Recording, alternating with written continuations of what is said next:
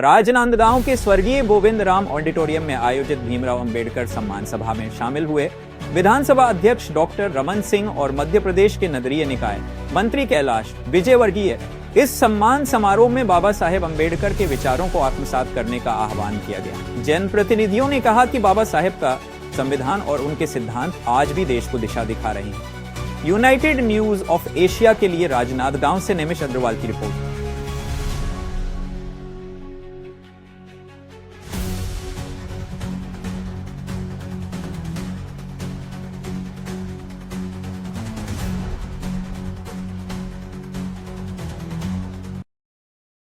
आज प्रदेश के द्वारा आयोजित प्रदेश व्यापी व्याख्यानमाला में हमारे राजनांदगांव में आज हमारे साथी और मध्य प्रदेश के कैबिनेट मंत्री कैलाश विजयवर्गीय जी आज यहाँ पे आ रहे हैं और ऑडिटोरियम में उनका डॉक्टर भीमराव अंबेडकर जी के ऊपर व्याख्यान होगा और समाज के लोगों को भी बुलाया गया है।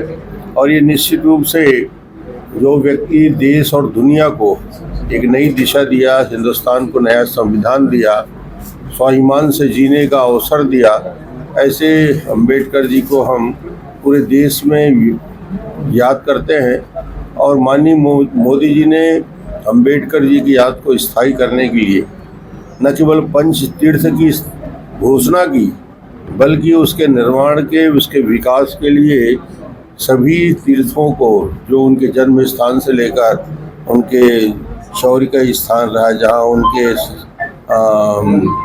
नागपुर में जो भूमि रही जहाँ पे लाखों लोगों ने बौद्ध धर्म को स्वीकार किया, ऐसे सभी 5 स्थानों को उनके लिए पंच तीर्थ के रूप में विकसित किए हैं।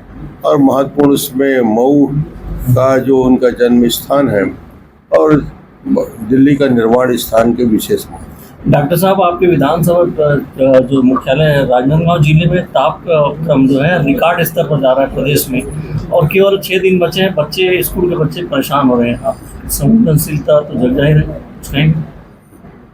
आज राजनांदगांव विशेष रूप से छत्तीसगढ़ में सबसे गर्म चल रहा है और मुझे लगता है कि बच्चों के लिए परेशानी का कारण है। और इसको अभी बात करके तत्काल आज निर्णय ले लेंगे कि इसमें बच्चों के लिए बेहतर के लिए स्कूल को समय में या परिवर्तन करें या स्कूल की छुट्टियों को पहले करें। जनता पार्टी ने सारे देश में बाबा साहब अंबेडकर सम्मान 10 दिवसीय आयोजन किया है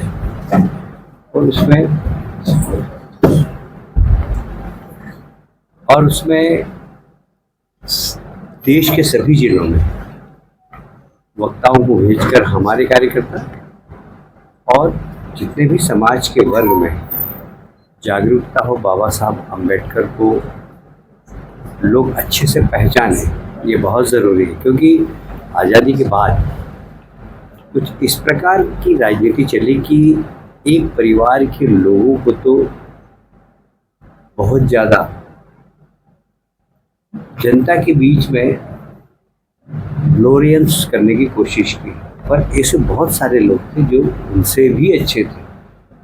उन्हें आज़ादी के बाद उतना अच्छा उनके चरित्र के बारे में, उनके व्यक्तित्व के बारे में, उनके कृतित्व के बारे में जनता को बताया नहीं गया।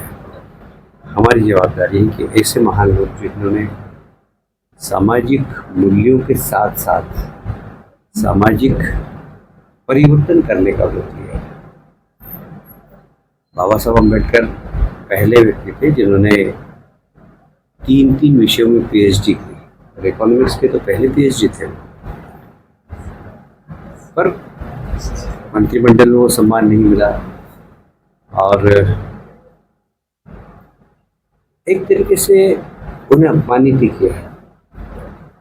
हम उनके व्यक्तित्व, उनके कृतित्व को लेकर आज सारे देश में घूम रहे हैं। बाबा साहब अंबेडकर देश की एकता के लिए और गरीब वर्ग के उत्थान के लिए कितना योगदान दिया, उसके बारे में हम लोगों से चर्चा कर रहे हैं।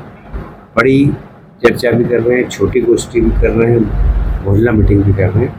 जिससे बाबा साहब को हम के प्रति हम अपनी कृतज्ञता व्यक्त कर सकें। मंत्री जी, ऐसे समय में भाजपा का जो ये कार्यक्रम है बाबा साहब के कृतित्व के ऊपर जो कार्यक्रम है वो प्रासंगिक है, तब न्यायपालिका कार्यपालिका इसके जो कार्य क्षेत्र के विषय में चर्चाएं चल रही है, एक अलग देखिए, चर्चा डेमोक्रेसी है हमारे देश के अंदर, चर्चा हमेशा चलते रहना चाहिए, अच्छी चर्चा हो चाहे बुरी चर्चा हो, जब उसका समापन होता है तो कुछ निकलता है। देखिए, ये मंथन है और मंथन में जब भी आप अच्छा मंथन होगा अच्छा घी निकलेगा। और मैं समझता हूँ कि यदि कहीं पर कुछ गलती हो रही है और किसी व्यक्ति ने उठाई, हो सकता है उचित मंच नहीं, हो सकता है मर्यादा पार कर दी हो, और यदि उसकी सही बात हो तो उसको स्वीकार भी करना चाहिए, अगर गलत बात हो उसको समझाना भी चाहिए। ये तो डेमोक्रेसी की खूबसूरती है।